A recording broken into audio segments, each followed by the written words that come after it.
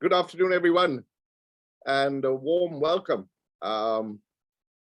Very happy to be here this afternoon, of course, and as always, it's a pleasure to spend some time talking with all of you.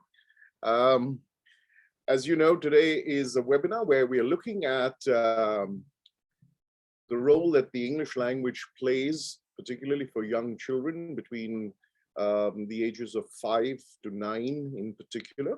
And we're focusing on a key element of the English language, which is the skill around speaking and listening. And beyond that, the ability to use it in the context of our everyday use, both in the classroom as well as at home. And the syllabus that we're considering this afternoon is the Graded Exams in Spoken English, which is a 12-grade syllabus that helps lay this foundation, particularly for schools and for teachers who wish to inculcate the ability and the practice of children speaking with one another in the English language around areas that principally drive their world. And this afternoon, of course, my colleague, very senior colleague, is here who needs no introduction. I want you to please join me in welcoming Joyce Dekuna, who is a very senior teacher in the world of English language. And Joyce in particular is one of our lead academics with language development. And as many of you would know, she's, you name it, within the sphere of English language, from curriculum design to teacher training, to being a teacher herself, a headmistress in an international school with work experience in Bombay, Delhi. Joyce has it all. On that note, good afternoon, Joyce, and a very warm welcome. Good afternoon, Dale. Thank you so much for that beautiful introduction. And I'm so thrilled to be back on track once again. Very, very warm welcome to all you lovely people. I'm sure you're going to have an amazing time today. I'm going to try my best. So just to let you know, this is practically Joyce's body of work over her very long and distinguished time spent in teaching, and that is to empower young learners, develop the ability to actually develop communicative skills through the use of the English language. So on that note, Joyce, thank you for being here. And of course, it's all over to you. Thank you. Good afternoon to all of you.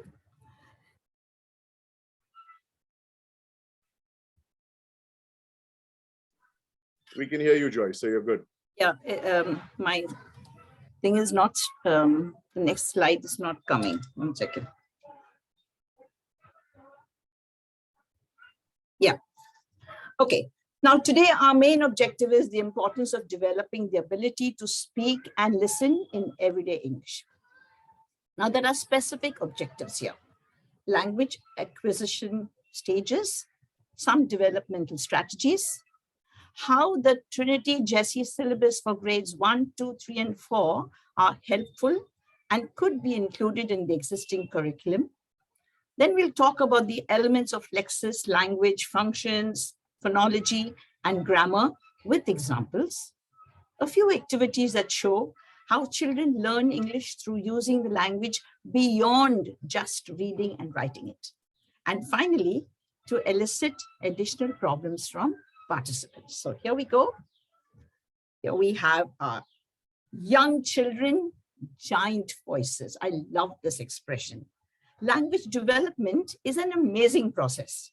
In fact, learning language is natural, an innate process babies are born knowing how to do. Interestingly, all children, no matter which language their parents speak, learn language in the same way. There is a profound predictor of health and wealth that can be determined by 3 years of age. And that predictor is Language, you got it right. Language is the essence of what it means to be human. You're aware, animals make noises, they make gestures to communicate, but human beings have an ability that is enormous. You never really see a chimpanzee or a rhino picking up a book and reading, but humans read. They read books. Babies come into this world acutely programmed to learn all these different aspects of language. Language is what makes us human. Language is what makes us survive. Now let's look at the next slide, which is important. Overall, there are 4 language acquisition stages. The first is the sensory motor stage, which is from birth to 2 years old. Then we have the pre-operational stage from 2 years to 7 years. The next, we have the concrete operational stage from 7 years to 11 years. And finally, the formal operational stage from adolescence to adulthood. Today, we're going to deal with the 2 years to 7-year-olds. So you will notice all the activities will focus on pre-operational activities, okay? So children are learning to speak, understand, and communicate. They follow a series of milestones as they begin to master their native tongue. However, note that individual children will progress at their own pace along this timeline within an expected range of deviation. People see the world differently. We all do. What sounds good to you may not feel right for some people. We also learn differently. Today, I want to talk about the 3 styles that people have when they communicate.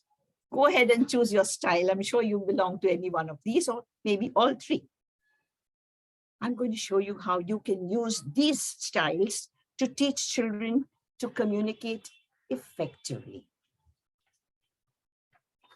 Now, what are the different styles? We have visual, auditory, and kinesthetic. The titles are self-explanatory. A visual person must see to learn. When they are thinking, they see pictures in their minds. When you ask them a question, swish, a picture will appear in their minds. For example, suppose you say a big black dog.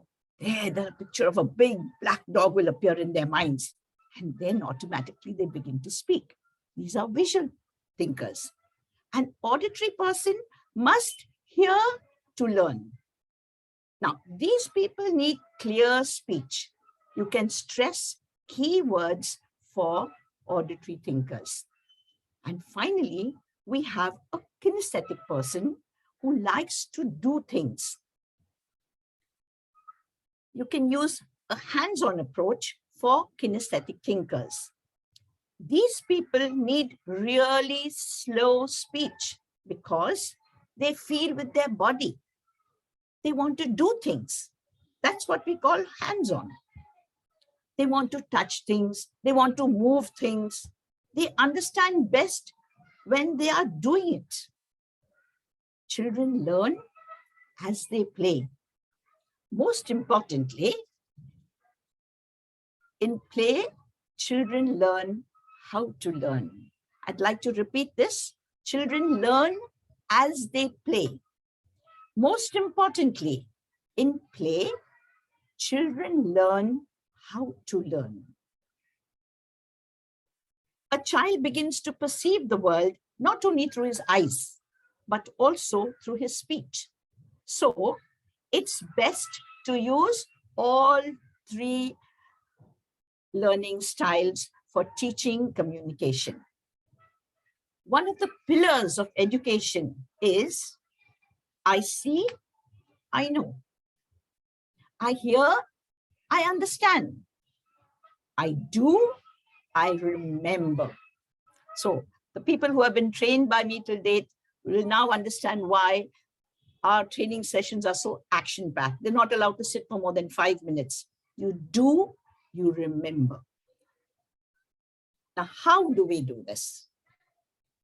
Gradually, we introduce language functions, grammar, lexis, and phonology. Lexis stands for vocabulary. Phonology stands for the correct pronunciation. Now, we do all this using the one-hand rule. What is this one-hand rule? Remember to make comments instead of asking questions. Think of the one-hand rule. The ratio is 1:4. You've got to put in more language than you're taking out. The perfect ratio is 4 comments to 1 question. I'll do an example with you. We have a picture here. And my 4 comments will be, I see a penguin. I can see a penguin. This penguin is black and white. He has 2 feet. He's walking on ice. My 4 comments are over. Now we will draw their attention to the question. Can you see his wings? And then comes the question, what color are his wings? So this slide is important. After you finish your 4 comments, can you see, to draw their attention to what you're going to ask them now? Can you see his wings? And then you ask the question, what color are his wings? Understood? It's a very important activity, which the children really, they gravitate towards it. Now, what is the strategy? Make more comments, ask fewer questions. How? Use the one-hand rule. Number 2, use post-its and practice. And number 3, start sentences with I or you. Now, during this little activity, you must have noticed we have covered simple grammar requirements like adjectives, black and white, pronouns, he, simple present tense, walking on ice, singular and plural of nouns. We have foot, feet, wing, wings, demonstratives. This penguin is. You see how well it is coordinated, and we use all the language functions for one activity itself using the one-hand rule.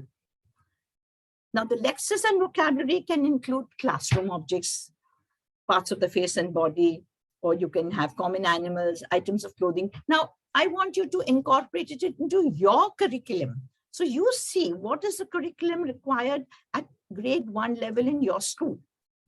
And just incorporate this method using your topics. I have used my topics. For grade 1, these are the topics we have. So I have used my topic. Now look at the grade 1 requirements. You'll see it's very well graded. The grade 1 is very simple, absolute, basic, initial level of learning English. But we have used all those functions there. You see how we give identifying and naming items of the lexical.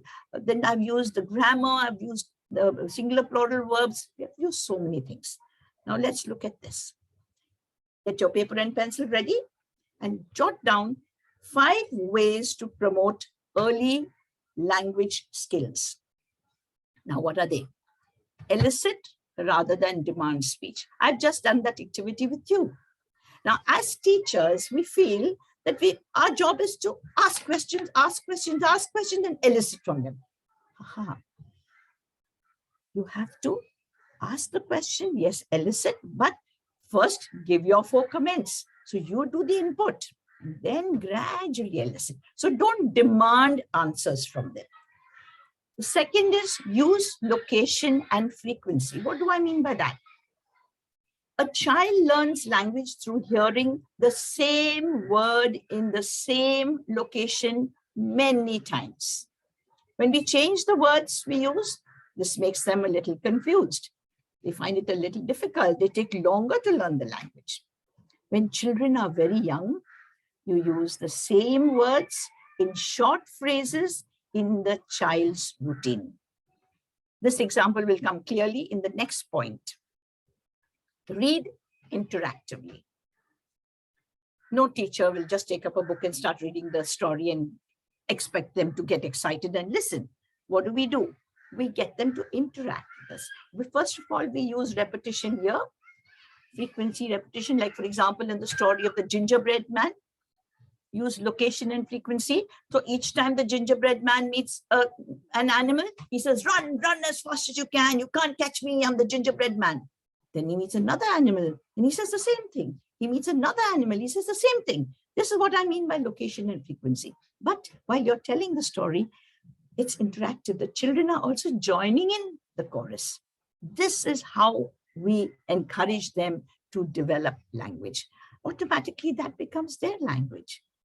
Another way of interactive storytelling is, like, for example, I'm taking common stories like Red Riding Hood. She met the wolf in the forest. What do you think the wolf did? Ask the children, instead of you telling them what he did. What do you think he did?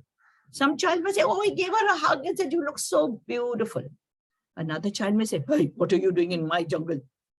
Let them speak. Let them speak and let the story flow along with their interaction. Then the story becomes interesting and they want to hear more stories from you. Then we have the next point, be a commentator. What do I mean by that? Tune in to your child's interests by observing what they gravitate towards and comment on their play. Commenting on what your child is looking at or doing is a great way to give children examples of how to use language and modeling phrases for them to use. Now, once you're finished with your concept training, in between 2 sessions of concept training, what do? Free play. Okay, go children, take up the toys and start playing. Now, that's the time the teacher thinks that she can sit and do her correction or just catch a breath. No, my dear friends, this is not the time to catch your breath or do your correction. This is a crucial time because you've got to observe what their interests are, what they gravitate towards, and whatever they're playing, comment on it. Get them to comment also. If they see that you are interested in what they're playing, they automatically will want to learn how to talk about that incident that is happening there. The next point we have is encourage early problem solving. What do I mean by that? As children develop in their language, they will learn that they can communicate for different purposes, not only when they want something to eat or they want to do something, they will ask for it. No, they can communicate for different purposes. An important emerging purpose is for the child to suggest solutions to problems. Before children talk about solutions, they need to experience and learn that they can solve problems. Now, this point will come clearer after the next slide, because there I have an activity to explain to you how you encourage them in problem solving, critical thinking. You will understand it better in that slide. I'm giving you a glimpse of grade 2 language functions. Grammar, lexis. You see the gradation, how gradually we are going on. By the time they reach grade 2, they're able to indicate position, describe people. So you have to use adjectives, people and animals, objects, stating simple facts, informing about possessions. And of course, we have the grammar functions of adjectives. We have the simple present tense. We have prepositions. And all this is part of your curriculum in any way. In any case, you're teaching prepositions in class 2. So why not tweak it to fit our Trinity program? So Trinity should not be used as a separate entity. You cannot have Trinity taught as a separate subject. Let it be incorporated into every subject that's happening in the class. Now, I promised to show you a nice activity for critical thinking. Here it is. You give them a picture and they have to rearrange the pictures according to sequence. So for that, their observation is very important. Thinking is very important. They have to watch and see. Now, I have done it for you so that it goes a little faster, but here the children have to observe and say, what do you think happened first? There, picture number 1, they're playing with the ball. Now, so they will start talking, they're playing with the ball. And then what happens? Who threw the ball too high? Let them say who threw it too high. And what happened to the ball? Where did it reach? Where did it go? It landed on top there. Now, the critical thinking, the solution, problem solving solutions will come up. Now, picture number 3, they're wondering now, what should we do? How shall we get the ball? And what does the little girl suggest? And they use language, I will climb on the chair and pick up that ball. Do you think it's a good idea? Let them tell us if it's a good idea or not. Now, she manages to get the ball.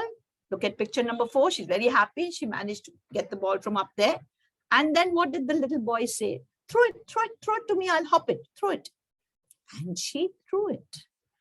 What happened when she threw it? Did you notice in the first picture, there was that white vase? It's there in all the pictures. But in the last picture, that is down on the floor in bits. Why? What happened? So then get them to speak, get them to talk about it. Now, apart from this, you can get them to say what they would have done if they were in a situation like this, because this is a situation that can happen to anybody. So often when we were playing, the ball would go over the wall into another compound. Oh, in that compound, there's a big dog. Now, how do we do it? What shall we do? Critical thinking, from the time they're small, we are used to it. Get the children to do that. This is one of the most fundamental parts to promoting children's language development. It can be very easy to forget this important factor. Encouraging children to speak opens up the opportunity for developing conversation, leading to developing language functions. So, what's the solution? Children need to be given plenty of opportunities to speak. If children have a positive experience of talking, it will build up their self-esteem. Even the quiet ones will want to say, no, she should not climb up. Why is she climbing up? She'll fall. Even the quiet ones will want to contribute their little two pies to solve the problem. So this will build up their self-esteem. So now, in a nutshell, I've just shown you grade 2 activity. Now we go on to grade 3. By the time they reach grade 3, they are ready to take on the world now. They can talk about their describing routines, because now they will talk about sequence. Giving dates, you see how we are preparing them for the sequence with the activities. Then giving dates, expressing ability and inability, giving simple directions, describing current activities, describing states in the past. Now here we are talking about past tense, and asking simple questions. These are the language functions we focus on. And the grammar is a crutch. The grammar will help them use the language functions well. Now here I've not done the numbering for you. I'm giving you half a minute to look at the picture, and you decide which picture do you think will be first, second, third, fourth, fifth, sixth. Now this is for grade 3. So I put 6 pictures, and they're a little difficult. So you've got to really look at the picture very minutely to find out which is picture number 1.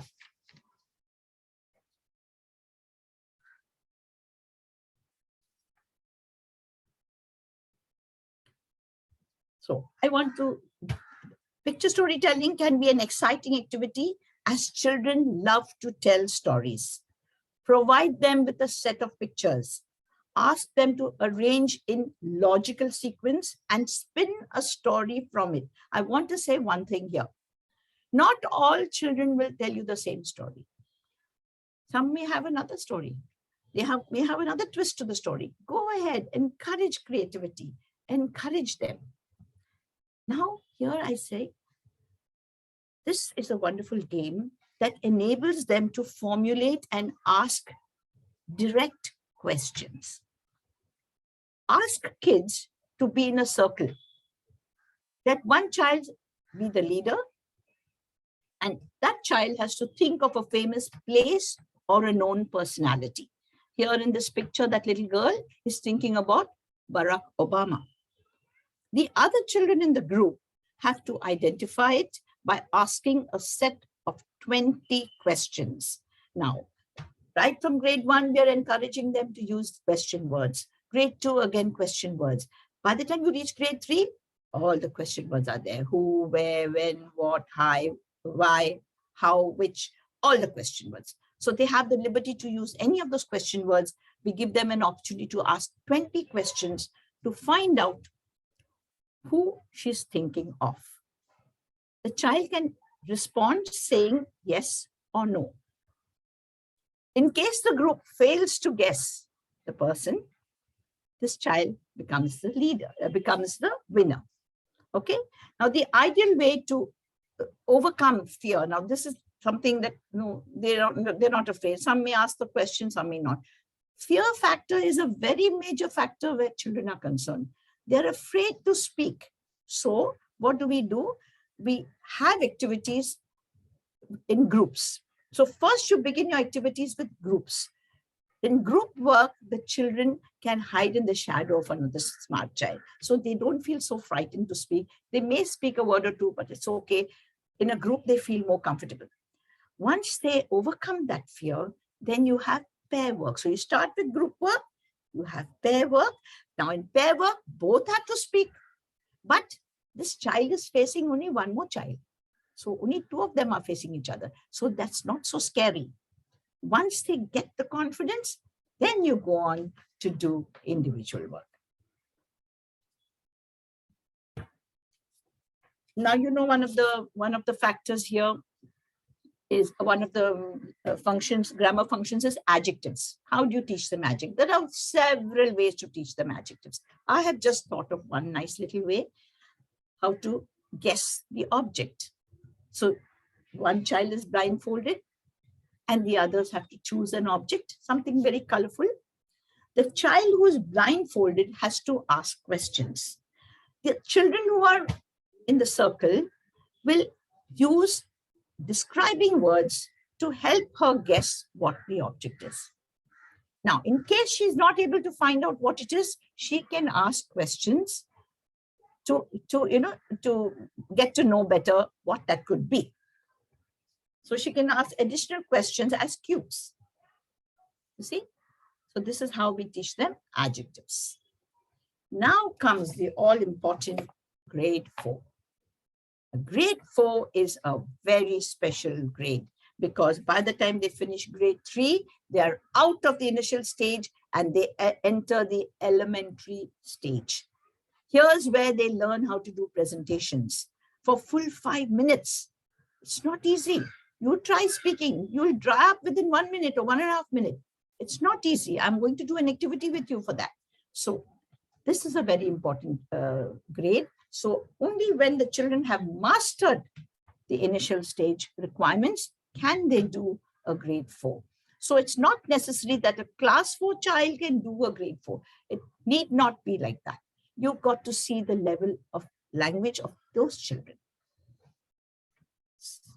So you see the language functions, it will appear in the other slides, so I'll carry on. This is a fantastic activity.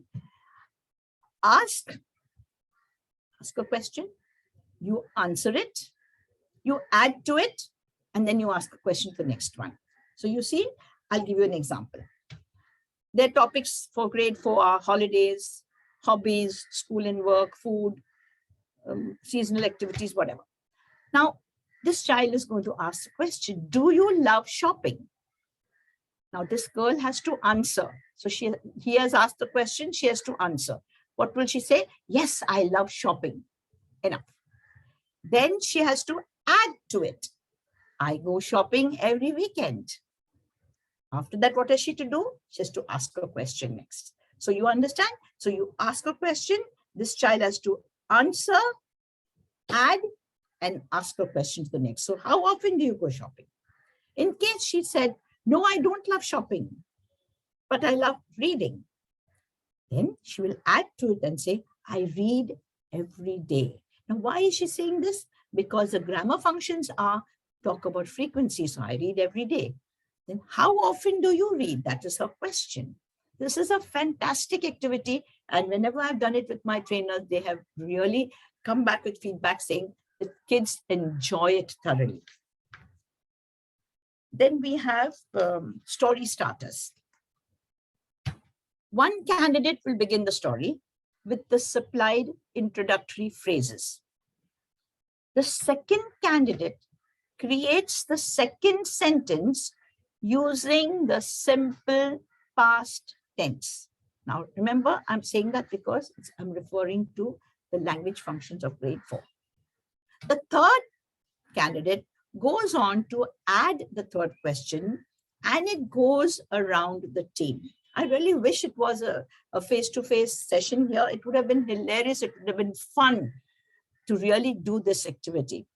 I'll look at the first one. Whenever I am sad, I like. So now suppose the child says, whenever I'm sad, I like to eat pav bhaji. Now, the second child has to use a simple past tense. So what will he say? Oh, I ate pav bhaji just yesterday.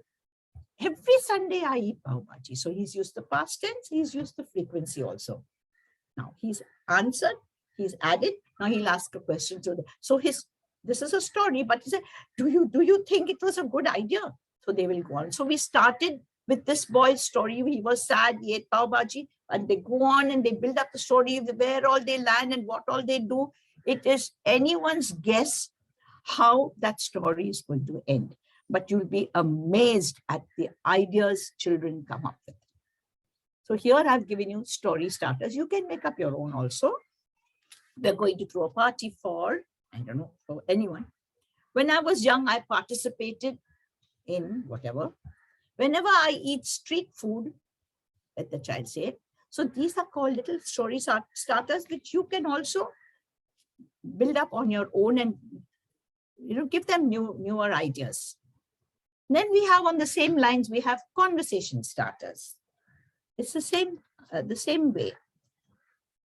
The window was open. Now, conversation starters are between just two. Story starters are with the whole group, but conversation starters are with just two. So break them up into pairs. One child will say, the window was open. So maybe you'll say, so I jumped out. And the other says, why did you jump out? Because I saw a squirrel. What was the squirrel doing? The squirrel was running. And then, did you catch him? No, he ran up the tree. So that conversation can go on. But what has happened? It's not just making statements. They are asking questions to each other and extending that conversation can go on for at least a whole minute or two. So these conversation starters must be interesting. But just now, I didn't keep in mind the language functions. But while they are doing it now, remember, the window was open, so I jumped out. So this will be simple past tense. Next time I see a squirrel, I'm going to take some nuts along. So this will be talking about future plans. I like squirrels most of all. So you have comparisons. So in this manner, you are drilling them with the language functions, but it has to be, incidental learning. You don't say, now you talk about past and talk about, tell me what happened. Then what did he do? You have to encourage him by asking relevant questions. So he knows, oh, teacher wants me to talk about future plans now. What are you going to do next time you meet the squirrel? This is the way you will encourage them to use the language functions that you want them to use. So by the time you give them a lot of practice on this, they are going to be perfect with the language functions. Now comes this presentation stage. This is the most scary part, because most children are not able to speak for full 5 minutes. So we tell them, don't speak for 5 minutes. I like to call it the jam technique. Just a minute jam technique. This is a fluency game based on a show that airs on BBC Radio. Now, this jam technique has 3 stages. Stage 1, talk about a topic for 1 minute. For example, my favorite actor. Just I'm giving a simple example. But there are rules to this. Rule number 1, You must keep talking for the full minute. You may pause for 3 seconds to catch a breath, but no stopping. Continuously for 1 minute, you have to talk. And incidentally, you are not told in advance what you're going to talk about. You pick a chit, whatever's there, you start talking. Rule number two, no repetition of ideas. Rule number 3, no writing or making notes. So what is the basic funda here? Only concentrate on speaking for just a minute. Jam. It's easy to remember jam. Just a minute. And you'll say, oh, what is that to speak for 1 minute? Try it out. I'll try and I'll show you how difficult I find it. My favorite actor, somebody just keep a timer and tell me when 1 minute is over. I will dry up within half a minute, I'm sure. My favorite actor is Amitabh Bachchan, and I just admire him. I love to watch his movies. Every time there's a movie where Amitabh Bachchan is featuring, I run to it. And every time I hear his songs, I just picture the scenes in the movie. I have read a lot about him. I know he has a very beautiful wife, Jaya Baduri, and 2 children. I like his wife, his son's wife, Aishwarya Rai. She's also a good actor, but not better than Amitabh Bachchan. Amitabh Bachchan is fantastic. He's superb. I love his tone, his baritone voice, and his actions. They are so, he really gets into the character. Oh God, is my 1 minute over? I've already dried up. Joyce, you're at 35 seconds. You see how difficult it is? I'm just blabbering. I'm blabbering because I'm not supposed to stop. I have to keep talking for a whole minute. And no repetition of ideas. No, but I didn't plan in advance what I was going to say. No making notes. So then you realize, gosh, yes, it is tough. It's tough. So then what do? We go to stage 2. Same jam technique, stage 2. Here, we are really going to start building our fluency. The first part of stage 2 is jotting down some bullet points. Now, I spoke about Amitabh Bachchan, but I was just, wandering around the place. I know in my head why I like him. But just suddenly, if somebody says, talk about it, I don't know. So now I have time to write down my bullet points. Collect ideas from your speech that you made a little while ago. This time, you keep in mind the language functions required for the grade. So here is Amitabh Bachchan. I can talk about past events, which I did, but in a very shabby manner. So my bullet points will reflect one function, each function. Each bullet point of mine will reflect a function. Speak for just a minute on each point. So if you're doing grade 4, you have to have 4 points for discussion. And each point has to reflect a function. Now you use it in a capsule. You take 1 point and you talk about it for 1 minute. Take another point, talk about it for 1 minute. And so this just a minute goes on quite well because you have to speak for 60 seconds. Then comes stage 3. Now comes the fine tuning. So even stage 2 is a little shabby. Now comes the fine tuning. You have 4 bullet points if you're doing grade 4. At this stage, you consolidate and speak for 5 minutes. So you have 1 minute plus 1 minute plus 1 minute plus 1 minute. So 4 minutes are over there. And the 1 extra minute is just to, fine tune it and round it up. So you have 5 minutes here. When you reach stage 3, remember, it's not a speech. You've got to make it interactive. Earlier, it was just a speech. You just speak. You just speak. What you want, whatever comes in your head, you speak. But by the time you reach stage 3, you're fine-tuning it. And you're going to make it interesting enough for your listener. You're going to involve your listener. So that is why when you reach stage 3, remember, it's not a speech. Make it interactive. The examiner may pick on any one of your bullet points and encourage you to begin speaking. So you can't say, oh, but that's not my first point. I will start with the first point. No. If she allows you to start with your first point, so be it. You start with your first point, but you know that you can speak for 1 minute on each and every point. So she may pick on any point and start a conversation.